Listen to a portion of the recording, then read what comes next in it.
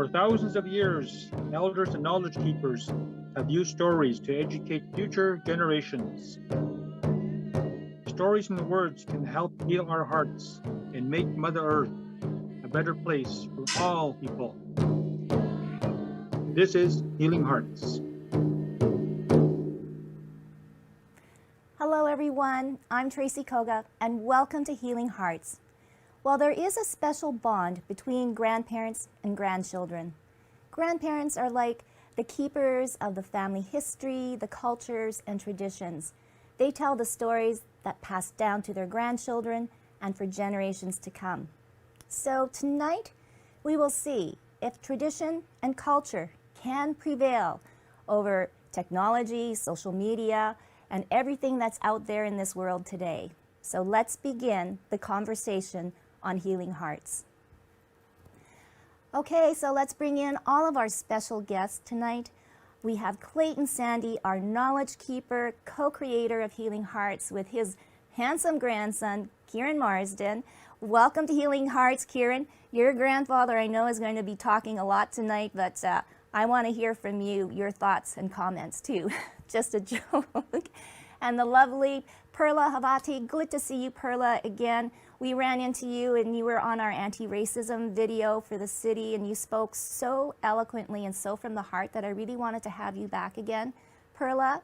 And we have Felicity Gutierrez. Welcome, Felicity. Welcome to Winnipeg. I hear that, you know, you've recently come to our city, so I really want to hear what you feel about not only Winnipeg, but the people in your community. And then last but definitely not least, the wonderful Flor Marcelino. Good to see you, Flor. I mean, everybody knows you from government, but you know, tonight it's going to be sharing your story and also how we can connect as a community. But I guess the big theme here is sharing stories with your family and how important is it to pass on family traditions and cultures. So I am actually going to begin with the knowledge keeper and the co-creator, Clayton Sandy. Clayton, I guess for you first, I share your story, which is very powerful in itself, and many of us know it. But again, you know, the hardships and the things that you faced as a child, growing up, and now as a grown adult with family and your grandson, Kieran. Great, thank you, Tracy, and it's nice to be back on the show again. And welcome to our other guests, Flora and Perla, and Felicity. And I'm really glad and proud to have my grandson Kieran here with me this evening. Maybe I'll just start off. My home community is west of Brandon, called Sioux Valley Dakota First Nation. My father's from a reserve called Pipestone, Manitoba. I grew up around Army bases just north of Brandon, and my father actually lost his status when he went to World War II. So automatically he became a non-Indian because he joined the war. It's kind of when I think about it, it's kind of just it's amazing how government can create a policy like that. So he went off to war. He was wounded twice, came back, and so he wasn't an Indian when he came back to Canada, but they sure treated him like one. And we grew up around Army bases, and I didn't realize until probably later on when I moved to Winnipeg. I was about maybe 20 years old, and I just started to realize I could see the poverty, and I could see there's some homelessness already. I could see, and I think probably from the time I can remember going to school on an Army base, it just seemed like racism was all the way through my life. It just seemed like being the only Native family on the base, it was just like racism was always in our face all the time. I was lucky to come from a large family, so I had 7 older brothers. They kind of looked after me, but there's many times that they weren't around, and I suffered a lot of racism. But it wasn't until I moved to Winnipeg and started working, and I couldn't figure out why people around me, and even on the jobs that I had when I first moved to Winnipeg, I couldn't understand how come they really dislike Native people, and why they'd say so many nasty things about Native people. And I had long hair at the time, and I worked in a few different odd jobs when I first moved to Winnipeg, but I went into government in 1976, And the same thing I couldn't get over when I started with natural resources, how much my colleagues didn't like me, and I couldn't figure out why they didn't like me, and why they'd make fun of me, and why they would say nasty things about Native people, and it really made me want to want to understand why would they say stuff like that. So it took me a while to figure that out, and of course there was a lot of shame that went with that. So it took me a long time to even feel comfortable about even being even with myself, because everybody seemed to around me, always said I was I was uh, I was a drunk. I was lazy and all nasty things. And for a while there, I was actually starting to believe that, because that's what I saw around me. But eventually, when I got my job, I had a hard time staying on my job. I wound up moving many departments because of racism, but it was I probably when I was probably around maybe 23, 24, I started getting involved with powwows, and I started dancing at powwows. And for some reason, once I started learning about powwows, I started feeling good about myself. I started feeling good about about who I was as a Native person. Started learning, finding other people on the powwow trail and how proud they were, and that's what kind of saved me in a way, because I knew that I had something different than everybody else had. And then I started making outfits, and I started doing many things. Start organizing powwows, and I met people all over North America. I wound up I danced on Sesame Street once, and I danced for the Queen once, and so I got to travel all over North America as a powwow dancer. So that kind of really saved me. And probably again, one of my sons danced for a while there, and then of course I had grandkids, and my grandson here, Karen, he uh, he started dancing from the time that he started walking. And we have a ceremony called a walking out ceremony, is for when children, when they can first walk and they get their outfit. um, we the power stops the power. The people at the power give us the whole power arena to ourselves, and I brought Karen out as maybe 11 months or 12 months old, in his power outfit, and we danced around the arbor once. Then people came over and shook hands and welcomed Karen into the power arena. And then that's how we bring our children into the power arena, just to get to know about power and what it feels like. Mm-hmm. And then probably for the next maybe 5 7 years, we traveled probably all over North America, Karen and I and my family, and he got to meet a lot of good people, and in New Mexico and Oklahoma and places like that. So that's basically part of it. And I think it's so important for not only children, grandchildren, but to learn who they are. And I'm Totally. not too sure. Like, I always when I worked in government, I always wanted to know if racism was still as bad as it was when I was younger. And from what I heard from my boys, it wasn't as bad. And yeah, so I'm really proud that just to be here and to pass on whatever knowledge I have with my grandson here. And he's not only my grandson, but sometimes he's my best buddy. So I'm proud. Uh, so, Karen, I guess through all of this, what have you learned about your grandfather and your past, and how has that helped you with your own identity as a active grade 9 student in Churchill? I hear you play hockey and everything else. Um, so as he was talking about powwows, I started dancing when I was around, like you said, 11 to 12 months. I had a walking out ceremony, taught me how to be respectful with elders and how to be respectful with other cultures. And he's also taught me quite a bit about how there was racism Mm-hmm. around the world. So he taught me how you're gonna run into some people that will be very racist, and I also had some pretty racist hockey teammates over the past couple of years I've been playing. So it hasn't been too great with some coaches and obviously players. So Mm-hmm. yeah. What did you do to sort of, I guess, overcome it? Have you, kind of maybe words of advice, because there's probably a lot of other young players out there too, Karen, that are probably facing the same thing you are. Um, I just learned how to ignore it and obviously give them a piece of my mind.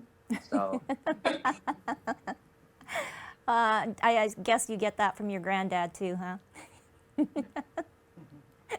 Well, we'll get that. We'll come back to you, Karen, because there's a lot to talk about the special bond that you two have. I want to go now to Perla.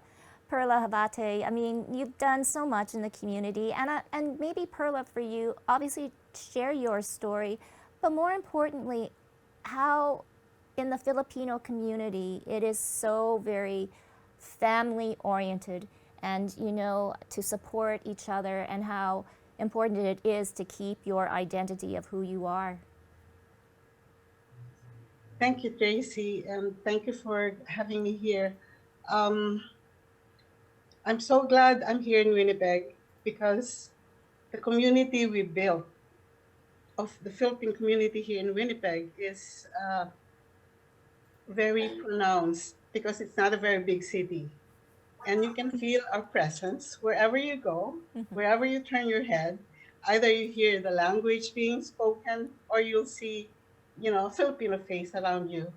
And this helps, especially at this point in time, with our young people who are coming in to schools, because now they do have role models.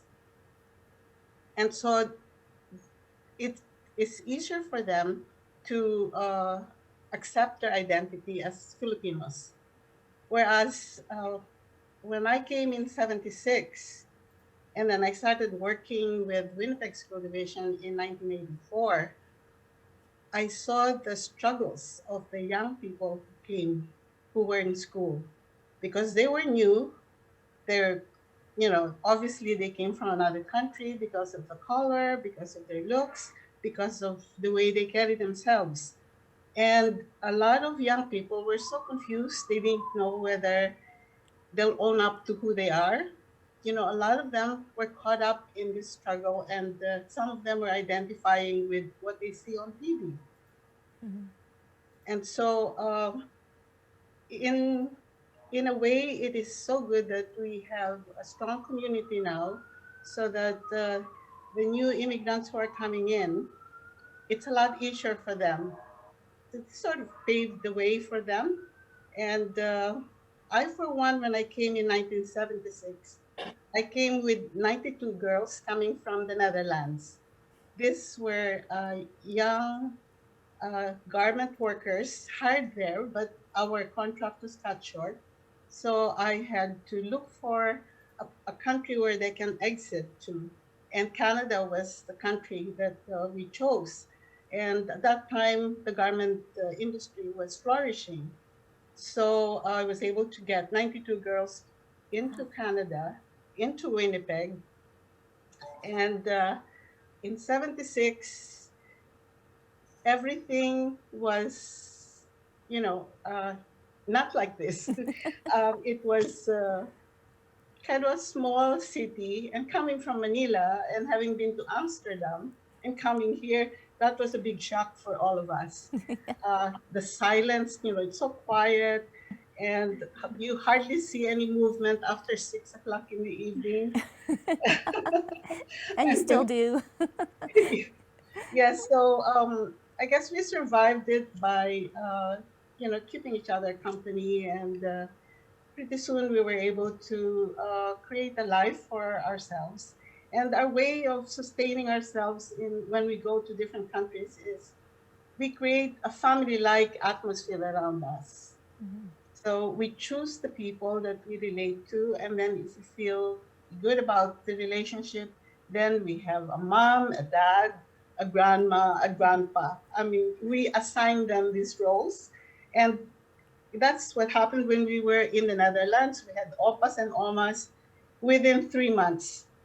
And so that makes you feel at home, mm-hmm. even in a strange land. And because family for us is very, very important. Mm-hmm. It's the foundation of society as far as we're concerned. It's a place where our heart is. It is where we get unconditional love and support. It's a place where we go back to re-energize ourselves every time, we go through different struggles in life.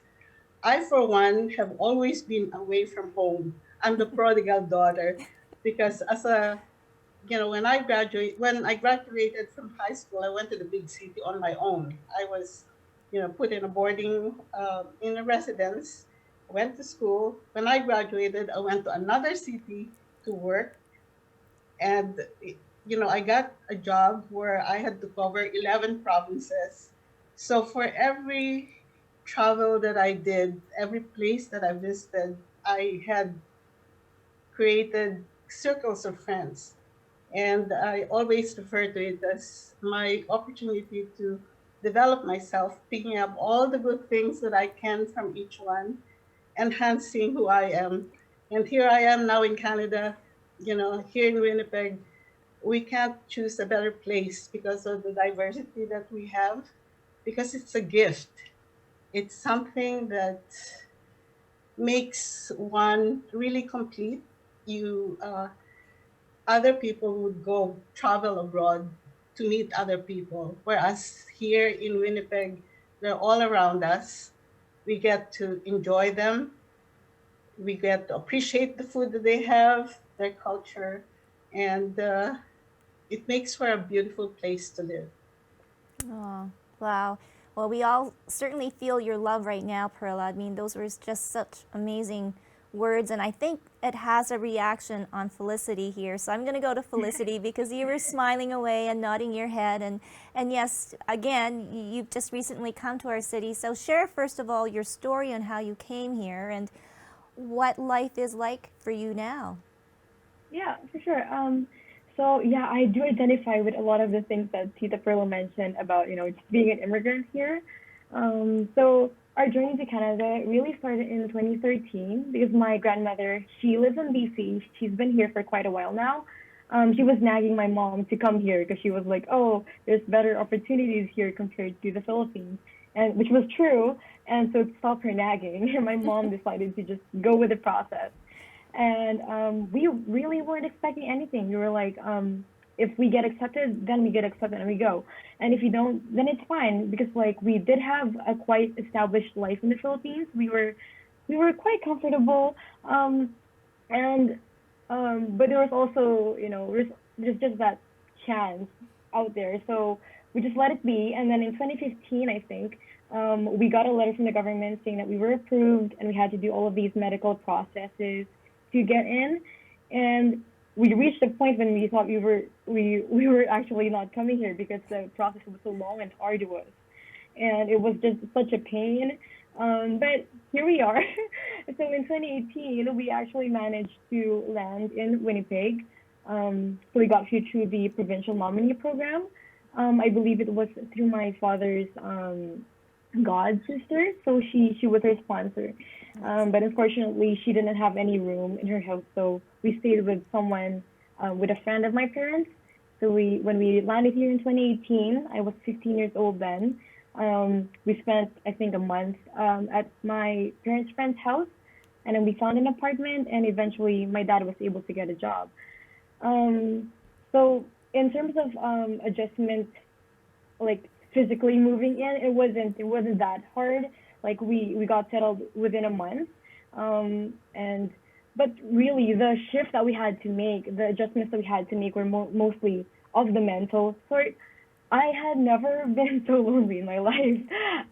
My first year here, oh my goodness, because of the difference in academic years in the Philippines and here, I had to wait 4 months to get to school. So, so we came here in July, and I was already 2 months into my summer vacation from the Philippines, and so school starts in September here. So I had to wait a couple of 1 more month to start school, and I was just so lonely at home. But thankfully, my family and I are very, very close knit, and so I would say they were my biggest pillar of support then and also now.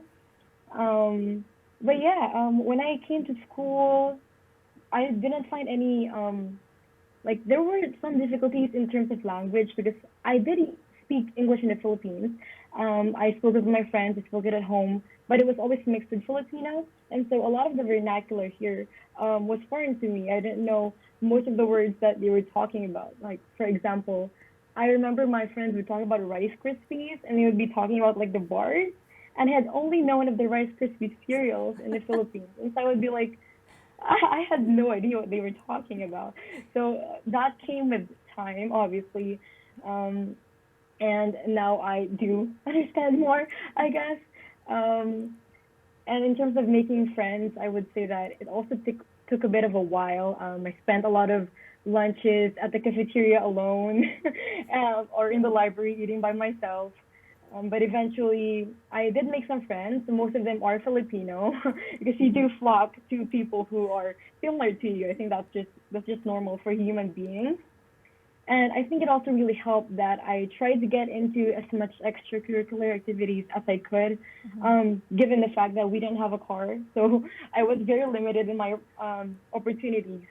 But within my first couple of months, I did join the Gender and Sexuality Alliance at school, which was basically a support group for LGBTQ plus kids in the school, and also we would advocate for our rights in the school, and we would talk about any problems that we had. And as a member of that community, um, finding those people and finding that they were very welcoming and supportive, and despite the differences in culture and language, that made me feel like I belonged during that time. And of course, eventually finding people, Filipinos as well, that helped me adjust a huge, huge amount. So yeah, I want to say, I feel like my experience in Winnipeg has been quite smooth so far. As Tita Perla mentioned, because of the difference in time, obviously back then it wasn't as multicultural, I guess, and the Filipino community wasn't as big as it is now. And that really helped me, like just seeing so many Filipino faces and hearing so many people speaking that language, and knowing that there was a support system. There were immigrant centers, who had programs that we could join, so that we could not integrate, but like feel that we're more part of the community and feel like we belong. That helped so much, and our time here has really been a breeze. Like I thought my life in the Philippines was nice, and it's just so much more liberating to be here. And there's just so many more um, experiences that I couldn't have had we not taken that risk, if my mother hadn't given in to my grandmother's nagging. So yeah, I'm really really grateful to be here. I understand that Canada isn't a perfect place. I know that it has its faults, and so does its government. But for what it's worth, and for in my opinion and from my point of view, it's been oh, I don't know how to describe it. It's a life changing experience. That's For what the I would good. say. For the good. I'm Yeah. just so happy to hear that. And and congratulations, it's people like Perla and like Flor that have paved the way for you. And I want to get Clayton too in the conversation too as well. I mean, and also to learn more about our Indigenous community and the history too, which is different, definitely. But I'm going to go to Flor now. I mean, Flor, it's amazing, right? You must be so happy. I mean, to hear that. I'm so warmed by the story, starting from Clayton to Felicity. Um, my story would probably add to that, I hope. Yeah, as when Orly, my husband, and I arrived as immigrants to Canada in June of 1982. Then we had two children, aged 4 and 8 months. By That was in 1982. By 1988, three more were added. So all in all, five children. And as of June 2020, we welcomed grandchild number 7. Oh. This time it's a girl, because prior to that there were 6 grandsons. You could just imagine. When we came at that time, there was still that assisted relative stream. A few years after they took that away, and people have to apply on their own. Well, of course, assisted by relatives, but the relatives uh, would have very little input into the. Well, there's still points recorded if you have a relative, but primarily the qualifications of the applicant has to be considered. That was true then, but especially so now when the assisted relative category is no longer in place. Uh, and then during our time, we didn't have all these expensive fees, immigration fees. You have application fee, and then you have landing fee, and then you also have to have proof of settlement funds. For a single person, 10,000, you have to have that, and 2,000 for every dependent. Had that been a qualification then when we were applying, we wouldn't be here. We didn't have the money. Now, even before, and then 4 years after we arrived, we became Canadian citizens. Even before becoming Canadian citizens, Orla and I were already actively participating in the local community as well as in our church. We found a local church, and on several occasions, even with little children, I was carrying the youngest, the eldest in the family, another. Even before she was 10, he was pushing the stroller. We attended events in the community, notably at that time, peace marches every June. I remember every June we had to walk, I guess, from Main Street down to the legislative building. So in the mid 90s, Orly and I we thought we needed to bring news from the Philippines to the community here. So we started the Philippine Times. It was a monthly English newspaper. There were local news, of course, but predominantly there were the publication was news from the Philippines. Apart from church and community involvement, at that time we felt the need to help others immigrate to Canada. So we've helped a lot of family and friends to fill out their forms, and despite limited resources, knowing the dire financial situation, we had to contribute so they could come over. And at this point, we've lost track of how many we have helped. Uh, I made a small count or a brief count. It's over 30 individuals and families. And it's gratifying to know those individuals and families. Most of them did the same. So you could just imagine how the population multiplied because of that. Perla just mentioned 92 girls came from the Netherlands with her, and from those 92 girls, many of the members of our community were descendants of those 92 girls and the families and friends of those 92 girls. So that's how the community's population exploded. Well, not all, by the way, not only family and friends, you even help even complete strangers. And as I've said, that's gratifying. We didn't ask for any monetary compensation for our support, for our assistance. Uh, in and many of them, for the first time, they had no relatives or friends to start with. If they have no relatives or friends, they stayed at our place, just like what Felicity said. Uh, this now that was several decades ago, or at least around 2000, uh, or early 2000, the nominee program came up with the community stream.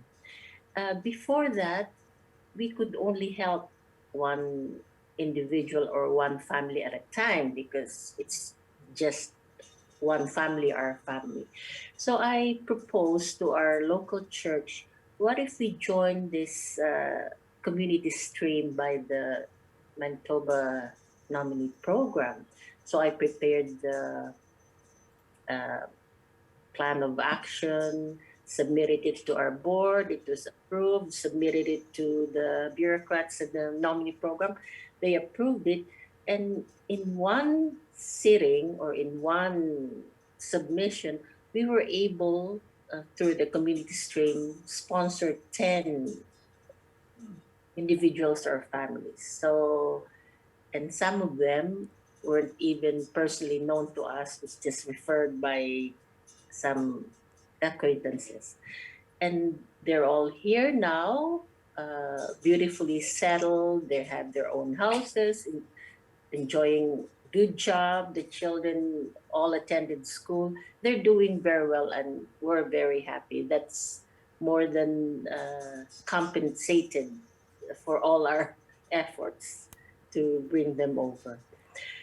Um, and then unexpectedly, in 2007, I I got elected. I didn't plan to be in politics. Never dreamed of being in politics. I felt in the first place, how could I even win as a candidate? Because I don't have money.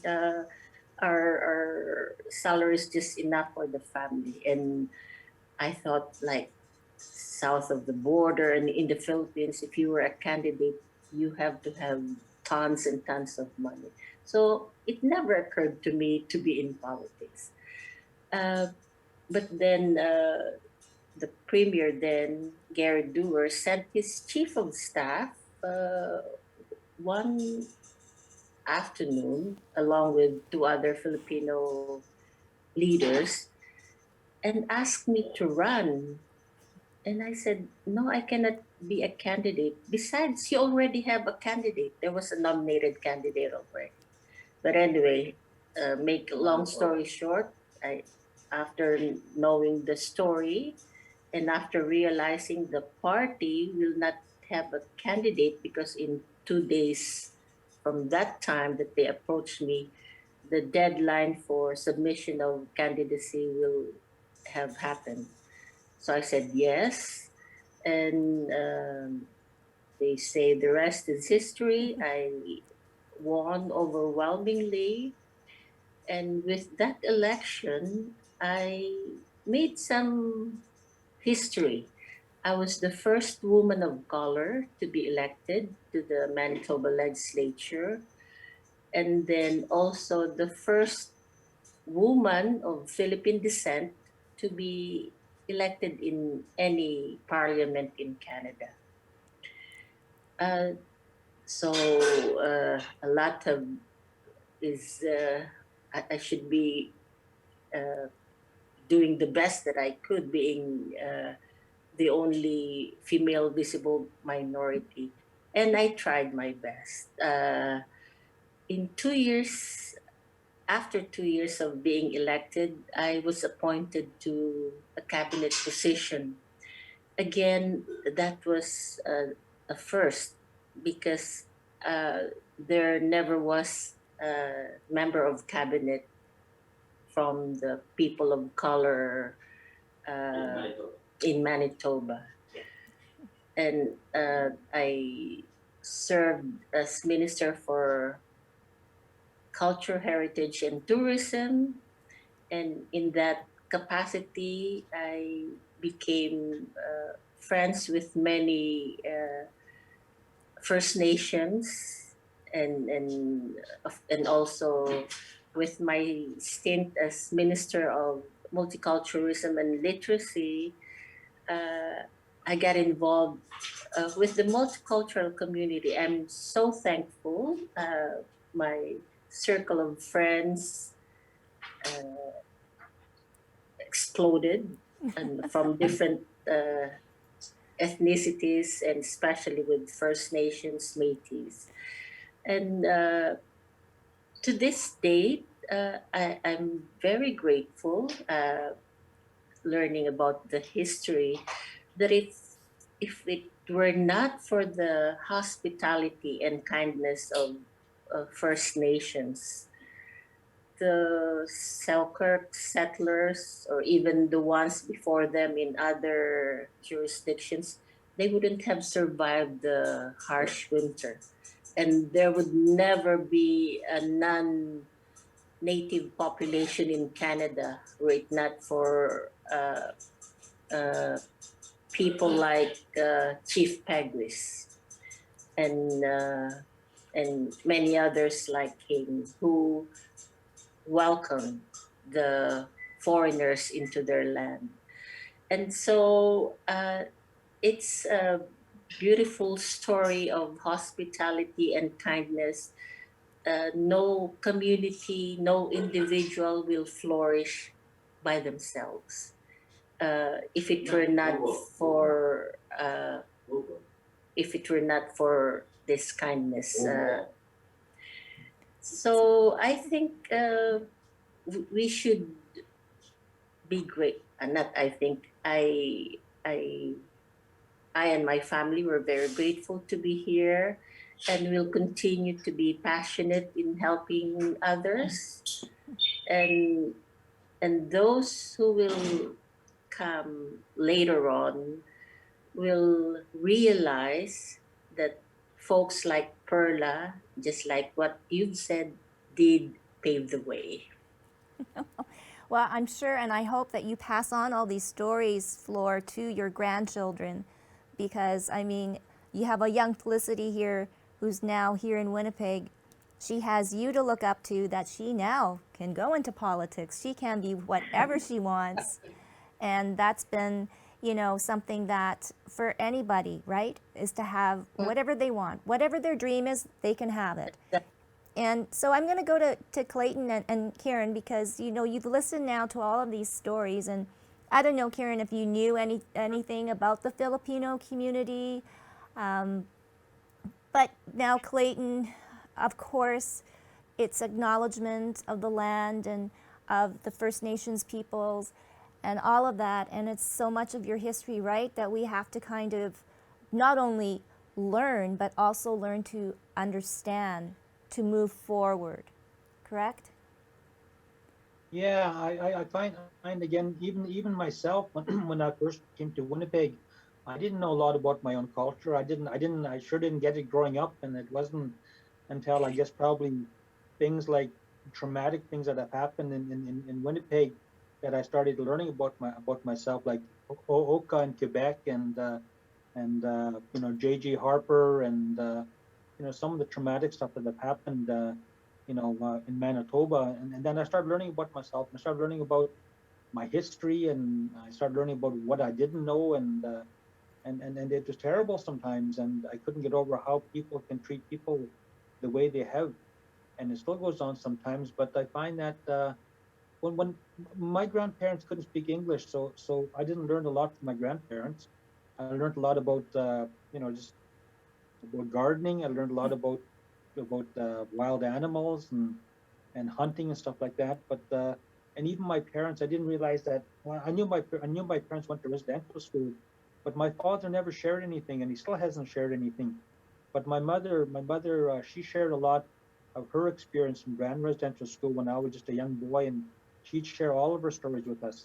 So when I grew up, I always shared my stories with my grandkid, with my children, and now I do the same with my grandchildren. So they've all, even my stories, even though it's terrible, I think it's important for people just to share their stories and to let other people know about our own personal history.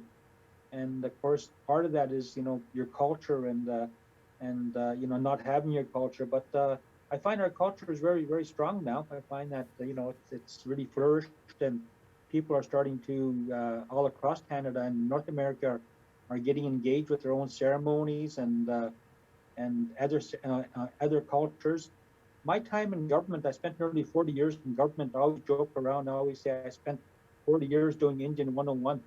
But I sure made a lot of non-native friends and people from other ethnic groups. Yeah. I made this, I can't I don't know the numbers, but I've made so many friends in the other ethnic communities and in the non-native community. Yeah, I just have too many friends to I can even count. But I Wow. find that, and that's because they got to know me Yeah. for who I am, and Mm-hmm. they never judged me. And so when my grandson, when when we travel, or he's done a lot of traveling also himself, and maybe I'll get him just talk about some of his own travels. Yeah. Share some stuff with us, Karen.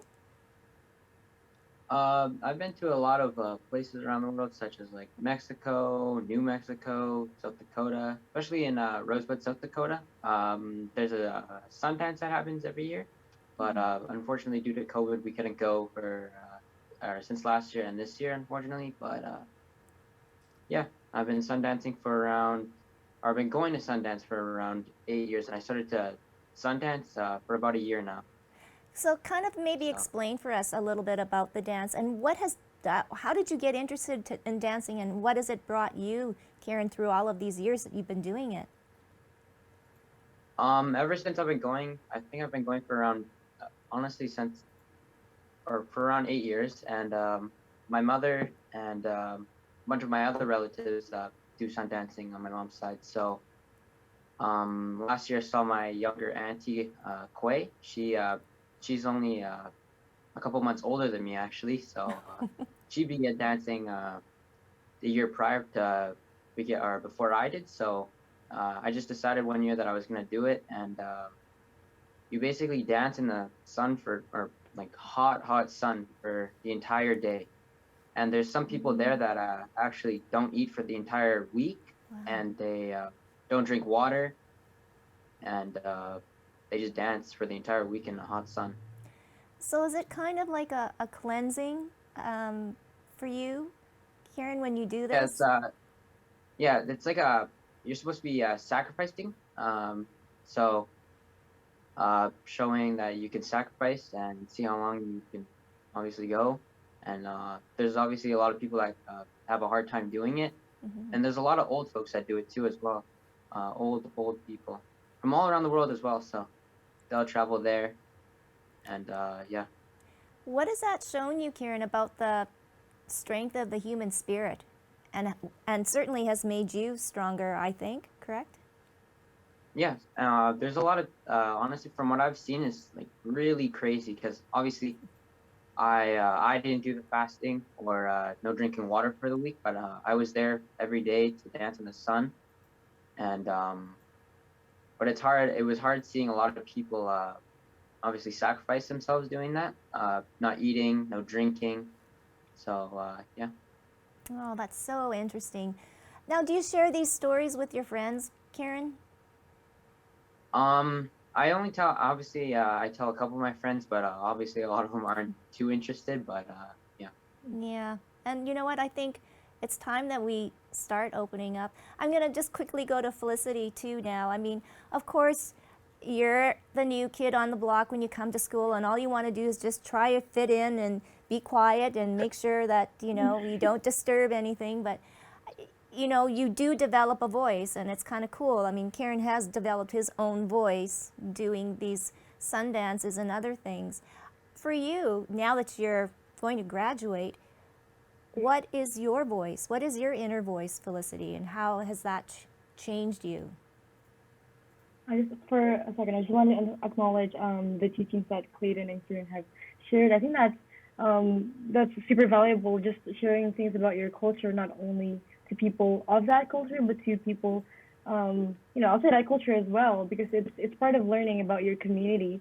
And just a lot of people are, if they don't have this information, they tend to be very ignorant, and so they tend to be hateful in turn. And so just that knowledge, it's so important. So, but as for my voice, it's really funny. Because in the Philippines, I was part of this. I was for over a decade, I think, or almost a decade. I attended this school, the University of the Philippines, and it's really known for producing outspoken activists and people. And so I really like to speak my mind. So coming here, I find that just not even in terms of speaking their mind, but even in classes, people don't really like to speak up. I know that people here, they have really good opinions. They have really good ideas, but I don't think they are encouraged enough to just share. There's, I don't know. I think there is a space for their voices to flourish, but I think maybe it's just something about the culture that's different about that. So when I came here, of course I wasn't as outspoken as I used to be, and so I had to make that adjustment. Like I didn't want to lose that. So I found, as I've mentioned, I've tried to find different community groups where I could be involved and meet new people, and continue to learn and also speak. So right now I'm volunteering with a bunch of Filipino groups. One of them is actually, it's in the process of being conceived right now. We're making a program where we talk about Filipino history, about just making a bridge between your culture in the Philippines and the culture here, finding that common ground. And it's also a program where we plan to do some Filipino activities. We want to make some Filipino food in the program. And so I think that coming here has made my identity as a Filipino person, as a person of color, as an Asian person. It's made it all the more prominent. Coming from a country where everyone is Filipino, everyone is Asian. That you don't think about it that much, but here, seeing all of these differences, it's just natural that that part of you becomes more prominent. And so I think that using my voice in this way to help other people who might be disconnected from their culture, or people who just came here like me, and just like me in my first year, I was missing my culture so much and everything about the Philippines so much. Having that connection and having those discussions and conversations is so important, and it just keeps everything alive. I think that I find my voice in my advocacies and finding outlets and communities for these ideas to thrive and to share them, and to also grow from other people's knowledge. Okay, well, Felicity, you have my first vote. Whenever you want to run for government or for any party, you can start your own party. Boy, oh boy. I mean, I think you should run for president, I think. Oh, goodness. Yes. Okay, so, I mean, obviously we're moving in the right direction, right? Perla and Flor and Clayton. I mean, if Kieran and Felicity are examples of the next generation, I think, we've done a good job. We've done a good job. Pardon? Go ahead. The hope for the future. They are the hope for our future. For sure. And part of, this whole topic that we wanted to talk about tonight, and I know it's dear to Clayton's heart too, as well as the intergenerational stories and how we pass them on. So, Perla, you have a very big extended family, and I'm sure, you keep everybody together, with your kindness from your heart. But how important it is for you to tell your story, to tell over and over again how you brought 92 girls over, and, the hardships, but how, we gave everybody a mom and a dad and a grandma and a grandpa. Those stories are very important to pass down. I was lucky that I worked with Winnipeg School Division, and I worked with young people for 35 years. And that story, I kept on repeating and repeating, because I said, who you'll turn out to be is actually the product of all the people you'll meet in your life. And I can say at this point in time that who I am is actually the product of all the people I've met. So I'm a global person. I'm Canadian, I'm Filipino, and I'm everybody else. And I'm in a good place where I'm a co-chair of the Ethnocultural Council, and I deal with people from different countries. And I just enjoy every minute of the time that I spend with them, the understanding, the caring, the support, and the wealth of their culture being shared with everybody. That's something that if everyone can embrace each other, it will be really a big, great world that we have. And at this point in time, also, our community is now 62 years here in Canada.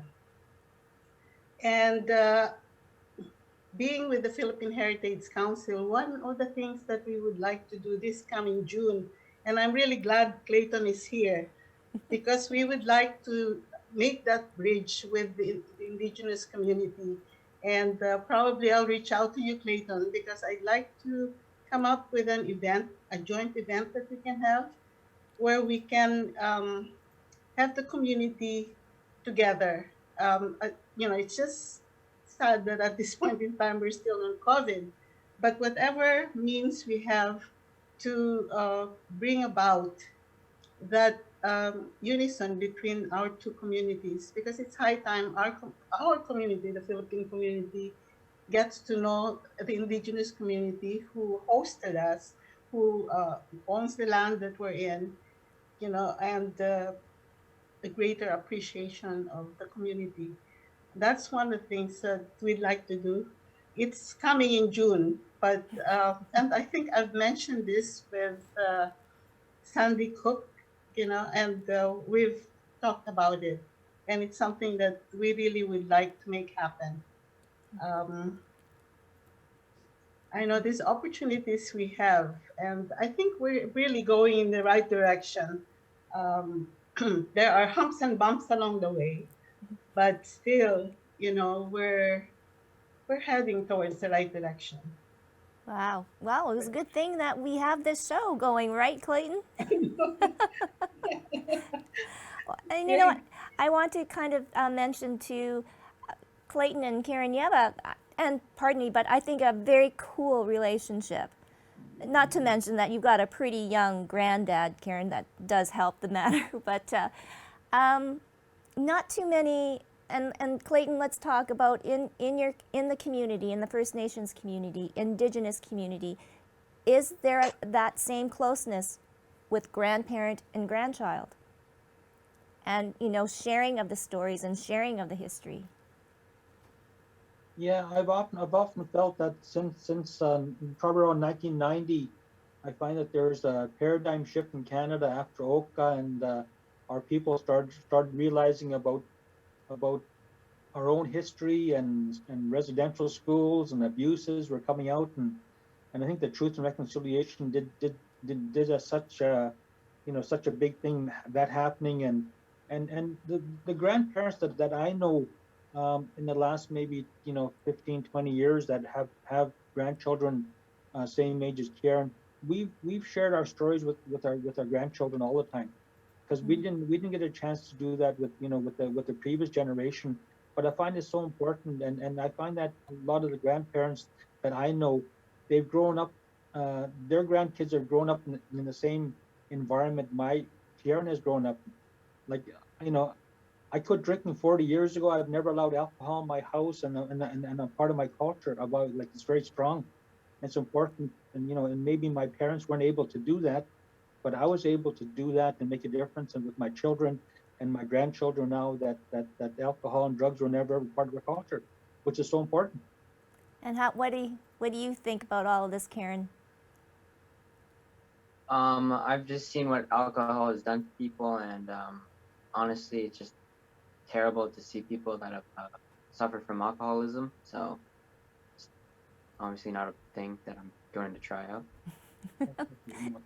Well, you got your granddad right there, so no. But I mean, that is what this is all about, right? Is setting examples.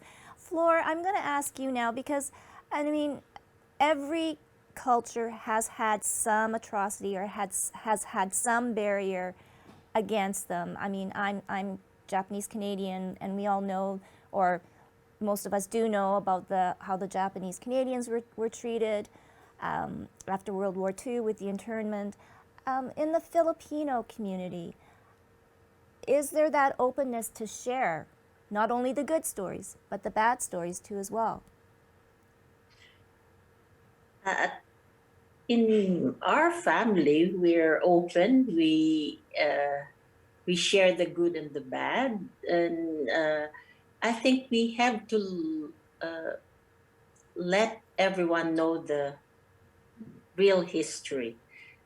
Don't uh, and don't try to hide, because we can learn from mistakes of the past.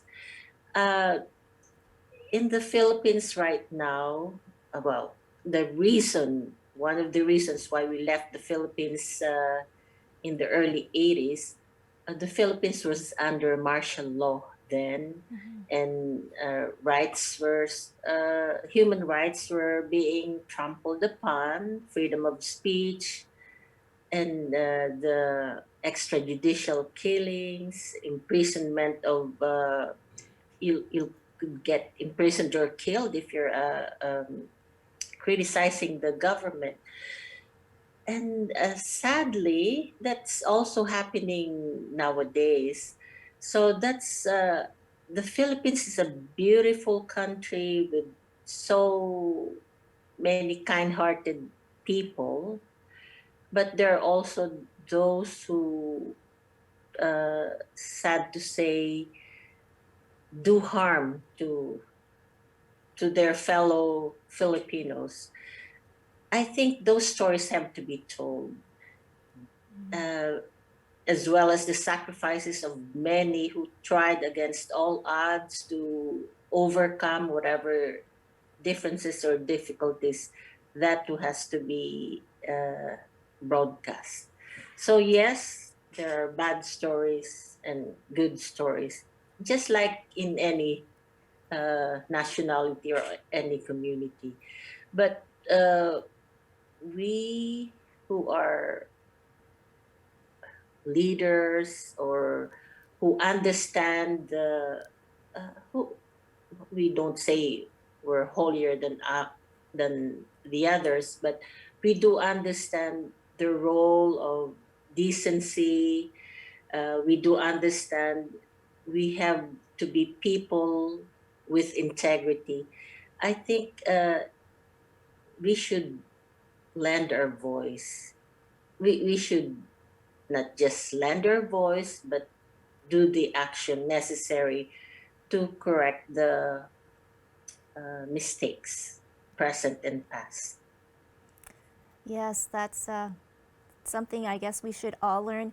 Felicity, now, looking at this and seeing where we are in the world right now, and we had mentioned before that you and Karen, you're the next leaders of future generations, and what our world is going to look like, what our communities are going to look like. How important, as now have you spent the hour with these other people, is it to know more about other cultures and educate, young people like yourself and Kieran more? I think it's the most important thing ever. I mean, it's just you navigate the world based on what you know. And if you don't know the right information or sufficient information, then you will perhaps navigate the world in not the best or healthiest way possible. And it is true that the younger generation is always we will inherit the world, and so we that is a big responsibility, and so we have to be well equipped for that responsibility. And to do that, we have to be educated and educated the right way. And so I do agree with what everyone else has said about teaching even the difficult parts of history. A lot of people tend to sugarcoat history, but not everything was okay, and that's normal. And things tend to work in a cycle. History tends to work in a cycle, and if you don't recognize those those bad mistakes that we've made in the past, moving forward, we need to learn from those and bring what, right the wrongs that have been done. It's not always easy, and there's always going to be errors, and there's going to be casualties, but it's important to try, and it's important to, knowing that things may go wrong in the future, and that history may repeat itself poorly. There's also we should also remember that history may turn out to be better. We should always have that hope. I believe that things can change and things can improve, and just education is in that way so important. Like, just even knowing that there's hope, that's also part of education. And so yeah, I think it's the most important thing ever. Aw. Wow. Karen, what's the coolest thing or takeaway from your grandfather Clayton, and what would you take from your granddad and then maybe potentially pass on to your family when you have a family of your own? From what he said is obviously really important to me, and I'm obviously gonna tell when I have kids what he's told me about how indigenous people obviously get a lot of racism towards them, and unfortunately sometimes oh, so sorry. Um, oh my God. From, okay. It's okay. No That's all problem, right. no problem. So from what he's told me, obviously I'm gonna tell my children, and alcohol is obviously not gonna be allowed in my house. Same with smoking, no drugs, none of that in the house. And everything that he's taught me, I'm obviously gonna teach my children, and such as being respectful, yeah, just being respectful and all of that. And Very nice. yes, I know. And Clayton, for you, you must be a pretty proud grandfather, but still, again, there's always work to be done. Not with your grandchildren, but with the public again, in general, with people. Yeah, I think it's so important just for people to connect. I find that, I worked in Winnipeg all of my life, and Winnipeg's home, and I've done a lot of outreach to the non-native community. But just in the past maybe 3 years, I've been getting really involved with the newcomers of Winnipeg and Manitoba, and I know their story is exactly like my story, in different ways. But I find that if we can start doing work together, we could probably become a lot stronger. I find that one of my new friends is Hanny from the Immigrant Partnership Winnipeg, and him and I've been doing a lot of work together, and we call each other brothers now. But I find that a lot of times our stories are so connected, but we have to educate other people. So I'm really open to working with other ethnic groups, and I always have been. But I find that it's important just to share a story with whoever who's interested. And some people maybe not be interested in our stories, but I've always believed people are good people, and you'll find some people who aren't. But most of the people that I've connected with are good people, and who want to help. And sorry that we need a lot. Sometimes I look at our history, and it seems like we need a lot of help all the time. But our people are getting stronger, and part of that strength comes from their culture. It comes from going through a lot of hardships, but we've learned a lot, and from the mistakes that have happened in the past, we can correct those, and we can be like Flora, and we can, like, when you look at the government now in Manitoba, like there's so many there's so many Indigenous people in Manitoba and across Canada that are running for office and getting part. And it always amazes me, the young people like Karen and other like Felicia, how strong they are now and how vocal they are. And it's nice to see that our young people are finding their voice now. So that really intrigues me all the time, that we have young people like the kids that we have nowadays that are so strong, and knowing right from wrong, and knowing my history. Yeah. Yeah. Mhm. Well, that's great. Perla, did you ever think that this would be what it is today? What did you say? 60? How many Filipino in the community? Now we're 62? on our 62nd year, and we're almost 80,000. 80,000. Mm-hmm. That is beautiful. And it It's is such a beautiful. beautiful community. And Flor, I mean, you've been such a pioneer and a leader uh, through this all. I just have one last question, Flor. I mean, your story is, you know, you supported and nominated so many families throughout the years with your husband. Does that still spill through the next generation of Filipinos? Are they still nominating or bringing newcomers? I think for now it is concentrated on first generation immigrants. Mm-hmm. Um, I don't know about you, Felicity. Would you be doing the same like what your grandma did? Uh, I you're think now what, second generation? I mean, for sure, yes. I realize that I am very privileged to be here today and to have lived the life that I have, to have the experiences that I've had. And so this is something, of course, that I would want to, if I had the ability to help others with, help them experience the same things.